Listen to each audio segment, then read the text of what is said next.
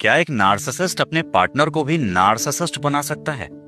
जवाब है हाँ, लेकिन लेकिन ध्यान से सुनिए पहले। बना तो सकता है, लेकिन टेम्पररी बेस पर, परमानेंट बेस पे नहीं। ये बिल्कुल सिंपल सा है कि संगत का असर तो होता ही है। साइकोलॉजी में से कहते हैं एक्वायर्ड नार्सिज्म या फिर नार्सिसिस्टिक फ्लीज।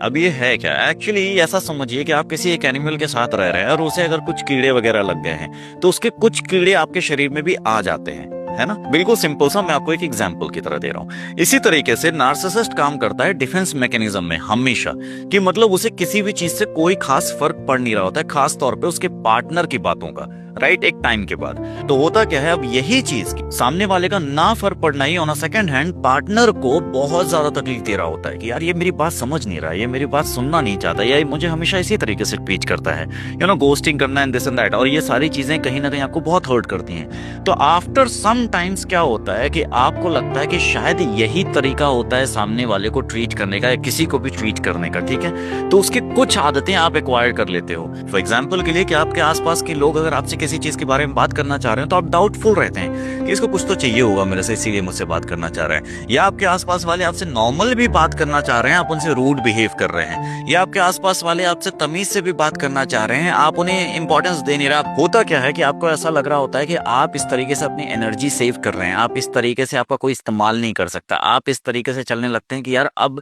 इस तरीके से ही मैं चलूंगा, यही राइट पैथ होता है। बट आप गलत हैं। एक्चुअली में एक इंसान ने, एक पार्टनर ने आपके इस तरीके से दिखा दिया है, आपको इस तरीके से ट्रीट किया है आपको, ताकि आप खुद उसके अंडर में रहें, आप कंट्रोल में रहें, ठीक है? अब इसी वजह से आपको ऐसा लगने लगा है कि सबको कंट्रोल में ऐसा ही रखा जाता है, which is very wrong thought overall. कि अब आपने सर्वाइवल टैक्टिक इसी को समझ लिया है कि इस तरीके से बिहेवियर ही आपका सर्वाइवल टैक्टिक होगा। अब ये बदलता कैसे? जैसे ही आप वो इन्वायरमेंट या उस इंसान से दूर हटते हैं, ऑटोमेटिकली आप अपने जोन में आ जाते हैं।